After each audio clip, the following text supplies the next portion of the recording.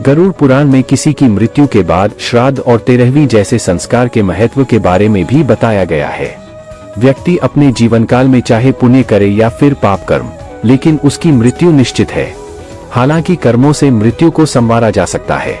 अच्छे कर्म करने वालों को मृत्यु पश्चात स्वर्ग की प्राप्ति होती है और व्यक्ति सभी सुखों का भोग करता है। गरुड़ पुराण में मृत्यु के बाद होने वाले कार्यक्रमों जैसे कि श्राद्ध और 13वीं का भी वर्णन मिलता है।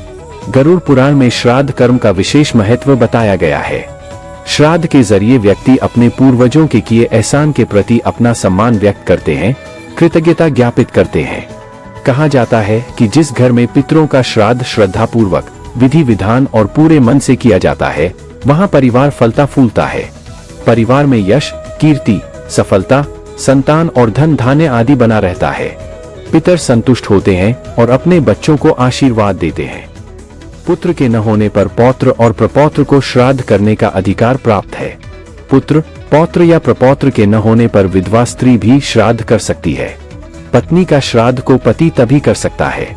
पत्नी का श्राद्ध को पति तभी कर सकता है जब उसका कोई पुत्र न हो।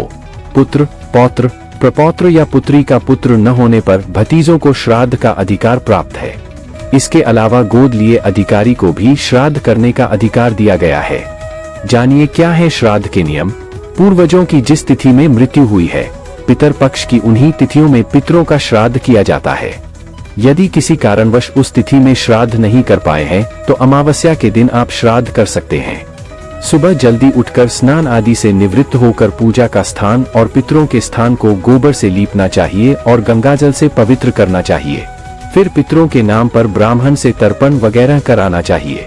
उसके बाद दिन के 12 बजे तक पितर के नाम से ब्राह्मण को भोजन कराना चाहिए। इसके अलावा ब्राह्मण को भोजन हमेशा पत्ते या थाली में खिलाना चाहिए। इसे लेकर ऐसी मान्यता है कि मृत्यु के बाद पूरे 13 दिनों तक मृतक की आत्मा घर पर ही रहती है। 13वीं के उपरांत आत्मा भी परलोक की ओर गमन कर जाती है। जानिए आखिर क्यों जरूरी है श्राद्ध, क्या है इसका महत्व। हिंदू धर्म में श्राद्ध कर्म को जरूरी माना गया है। मान्यता है कि मृतक का विधिवत श्राद्ध करने से उसे इस लोक से मुक्ति मिलती है। श्राद्ध के बाद आत्मा को यह आभास हो जाता है कि इस दुनिया में अब उसका कोई स्थान नहीं है और इस तरह आत्मा अपनों से विदा लेती है।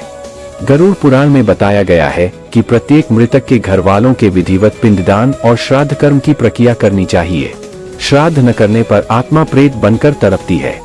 पितरपक्ष की शुरुआत रविवार 7 सितंबर 2025 से हो चुकी है।